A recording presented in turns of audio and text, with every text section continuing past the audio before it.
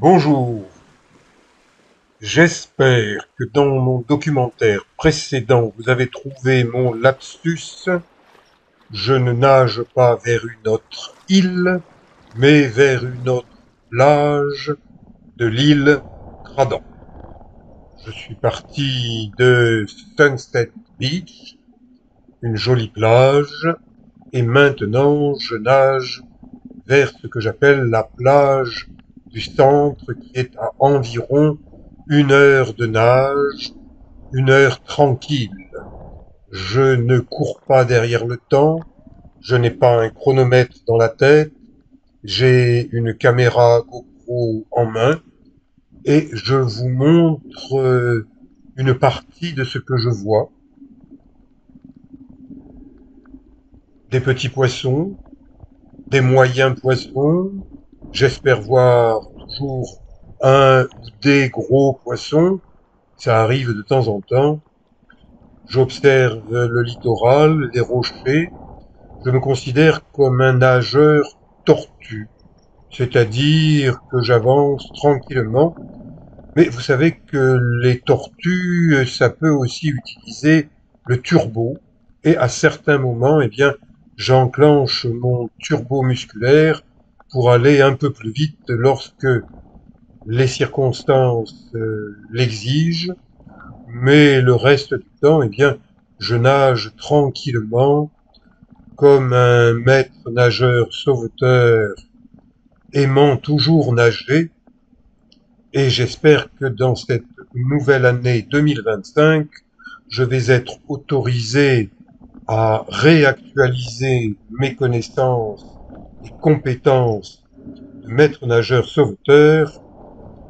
J'aime nager en mer, et certains trouvent que, à mon âge, je ferais mieux de faire de la chaise longue, du rocking chair, de l'écran, du téléphone, enfin de faire pratiquement rien, hein, parce qu'à l'approche du cimetière, il vaut mieux ne rien faire.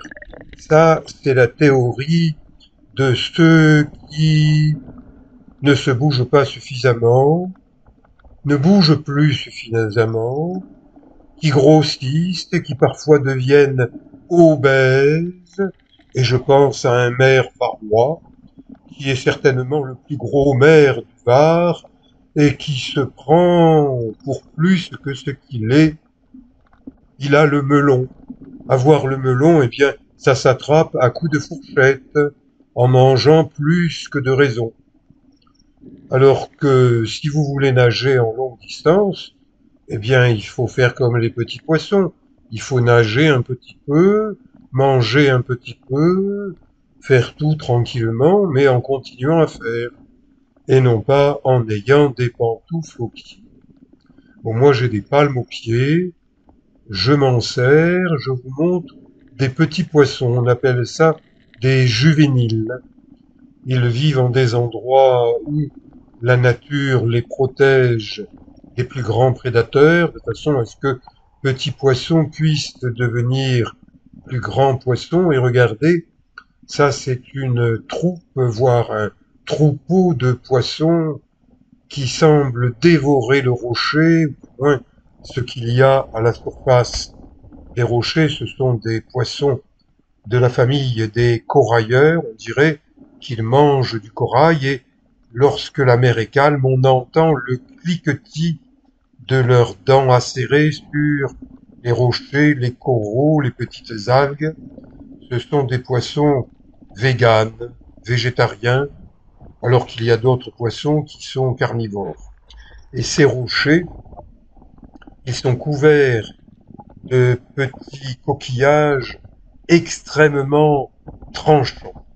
Donc, on ne peut quasiment pas aborder sur ces rochers, à moins d'y faire extrêmement attention, d'arriver à poser ses mains, ses pieds sur des bouts de rochers où il n'y a pas de coquillages.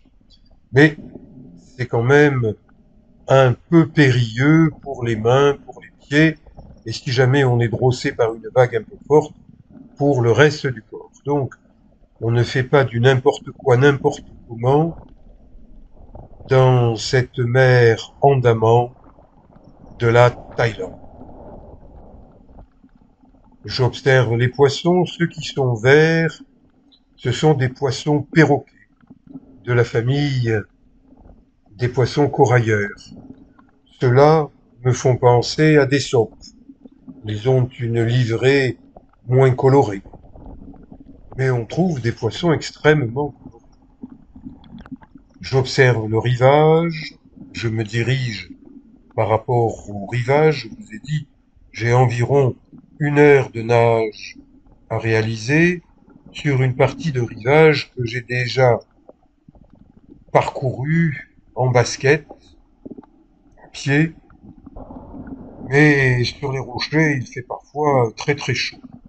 Donc je préfère avoir palme, masque, tuba, nager en faisant bien attention à ce que je fais, mais je fais toujours très attention à tout ce que je fais, sinon je ne serai pas encore là à 74 ans pour vous parler d'aventure à l'échelle humaine, j'espère à votre échelle. Peut-être que mes images vous donnent envie de nager ailleurs, plus loin que là où vous avez l'habitude de nager. Eh bien, mes documentaires vidéo qui n'ont aucun caractère commercial visent justement à vous donner envie, envie, d'avoir de plus en plus envie.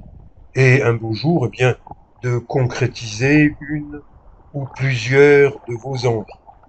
Tant que je le peux, c'est ce que je fais. Regardez ce petit poisson de la famille des sergents. On dirait qu'il est tout seul. Eh bien, ça ne l'empêche pas d'avancer à son rythme. Attention à ces rochers. N'essayez pas d'y monter, d'y grimper. Vous risqueriez de vous abîmer. Et j'arrive en vue de la plage que j'appelle plage du centre. Plage du centre par rapport à la 3e plage où je vais vous emmener dans un prochain documentaire. Donc j'aborde sur cette plage, j'enlève mon équipement de palme, masque, tuba, et je constate que quelqu'un a accroché un certain nombre de sandales de plage au bout d'une corde à un arbre, et que cette plage du centre est aussi polluée par les plastiques que la plage Sunset. Et lorsque vous ne voyez pas de plastique sur une plage, eh bien c'est qu'il y a des gens qui entretiennent la plage, que l'on paye pour entretenir la plage. Là, la marée est en train de descendre, c'est-à-dire qu'il y a de moins en moins d'eau pour nager, que donc c'est plus difficile de nager quand on est très près des rochers parce que on risque de toucher les rochers, les coraux, de se faire mal. Donc j'observe, j'ai posé mon gros sac et je me dis attention, la marée baisse, l'eau risque de se troubler encore davantage. Mais bon, je suis suffisamment en forme pour continuer à nager à partir de cette même plage. Et voilà ce qu'en termes techniques on appelle un holoturie et plus vulgairement une saucisse de mer. Bien, cette saucisse de mer qui est un peu grassouillette me fait penser à un maire du Var que je ne nommerai pas, mais que certains pourront reconnaître. Et ça, qu'est-ce que c'est que ça? Eh bien, c'est une sèche. Une sèche est un peu le caméléon de la mer. C'est capable de changer de couleur en fonction du fond, en fonction de ce que cet animal marin décide d'adopter comme tenue de camouflage. Mais lorsqu'on sait repérer une sèche, si on est armé d'un fusil sous-marin, c'est un animal extrêmement facile à pêcher parce qu'il ne se déplace pas vite, Il pense peut-être qu'on ne le voit pas. Eh bien, je t'ai vu, la seiche. J'ignore s'il s'agit d'une seiche mâle ou d'une seiche femelle. En général, le zizi des animaux marins n'est pas visible au premier coup d'œil. Donc je tourne autour de cette seiche et puis je me rends compte qu'elle n'est pas seule. Il y a une deuxième seiche qui fait mine d'entrer dans un trou de rocher et puis d'en ressortir et de s'en approcher à nouveau. Regardez la tête que ça a, c'est un petit peu effrayant. Et rentrera pas dans son trou marin, me surveille du coin des yeux. Bon, ne rentre pas, je m'approche, je m'éloigne, je tourne autour. Vous voyez que la deuxième sèche n'est pas très loin. Est-ce qu'il s'agit de monsieur et de madame? Est-ce qu'il s'agit de deux dames? Est-ce qu'il s'agit d'un couple du troisième sexe? Eh bien, je ne me pose pas toutes ces questions. Je filme pour partager avec vous ce que j'ai la chance de voir et en vous disant, ben, vous aussi, prenez un masque, un tuba, des palmes et regardez ce qu'il y a du côté de chez vous et peut-être que cela vous donnera envie de vous éloigner un peu de chez vous pour aller voir à quoi ressemble ailleurs. Me revient une chanson de Georges Brassens, ces imbéciles heureux qui sont nés quelque part. Et je pense notamment à un maire qui semble indéboulonnable. Mais vous savez que même les statues, il arrive qu'on les déboulonne, les statues. À se croire le plus fort dans son petit chez-soi, en écrasant la concurrence avec sa graisse surabondante, eh bien ça fait pas un bon poisson. Ça fait un poisson qui se retrouve facilement dans une assiette et que l'on mange. Moi, je préfère observer les poissons plutôt que les manger. Et regardez, des antennes blanches. Est-ce que ce sont des antennes de langoustes ou bien des antennes de homard? Pour le savoir, il faudrait que j'attrape cet animal, mais je n'ai pas envie de le déranger et je le laisse agiter ses antennes. Je vais voir un peu plus loin avec ma nouvelle cagoule de nage, rouge et noir, parce que Toulon, parce que le RCT, mais pas seulement le RCT, hein, il y a aussi les Toulousains qui sont en rouge et noir. Et ça, ce petit chapeau pointu, qui n'est pas si petit que ça, eh bien je l'attrape délicatement, je le tourne et je vous montre qu'il s'agit d'un coquillage bien vivant. Eh bien, qu'est-ce que je fais? Je le remets à l'endroit où il était, je le pose sur le fond et je le laisse vivre sa vie de coquillage. Et les coquillages, quelque part, ils ont plusieurs vies. Parce que lorsque l'habitant du coquillage a trop grossi, un peu comme un maire varois, et qu'il ne tient plus en place dans sa maison, eh bien il abandonne sa maison et part tout nu à la recherche d'une autre maison. Alors imaginez un maire vêtu de son écharpe tricolore disant «Je cherche à me loger. Qui veut bien me prêter sa maison, voire me la donner?» Et là, une coquille d'huître qui n'a plus d'occupants. Mais peut-être que, il y a quand même des petits occupants qui se sont installés dans cette coquille d'huître. Donc, elle aussi, je la remets à sa place et je continue à observer. Plus on observe, et mieux on observe, et plus on voit de choses. Eh bien, une apnée, je me pince les narines avec deux doigts pour équilibrer la pression au niveau de mes tympans, parce que dès qu'on descend ne serait-ce que d'un mètre, eh bien, les tympans sont comprimés par la pression de l'eau.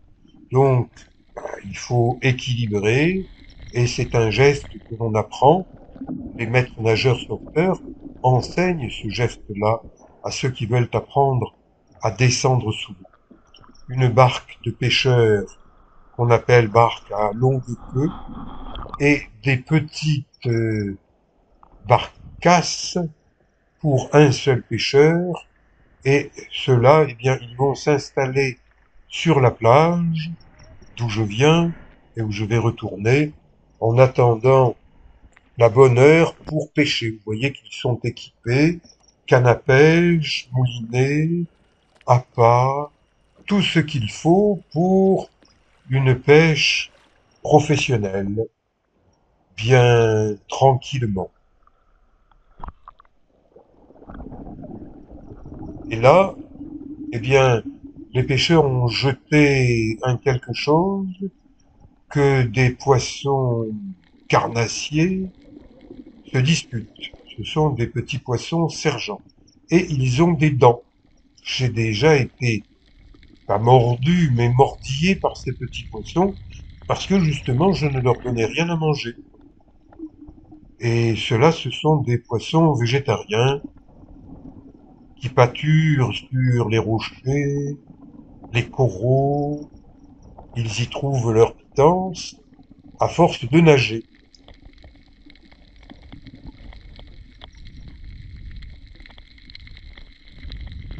Les poissons vont vite, à d'autres moments, ils sont plus tranquilles.